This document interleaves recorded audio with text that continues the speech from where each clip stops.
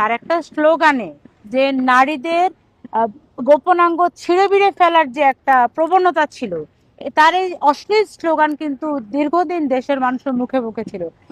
আগামী 24 ঘন্টায় অ্যাকশন দেখবো, অ্যাকশন সাল্যমাল্য ছিঁড়ে ফেলাইতে হবে খানকির। বাংলাদেশের অস্তিত্ব থাকবে না যদি গোপালগঞ্জ বাইচে থাকে। এই গালিটি তিনি নারীদের উদ্দেশ্য করে দেননি, ওই সব লোকদের দিয়েছেন যারা বেঈমানের রক্ত তাদের শরীরে বইছে, এবং গোপালগঞ্জবাসীকে উল্লেখ করে বলেছেন। যার স্লোগান এত অশ্লীল, যার চিন্তা চেতনা এত অশ্লীল। এবার চলুন শুনে আসি, যিনি আমাদেরকে দেখাচ্ছেন যে উসমান হাদি ভাই গালি দেন, চিন্তা চেতনা তার খারাপ। এবার তার মুখের ভাষা শুনে আসি, চলুন।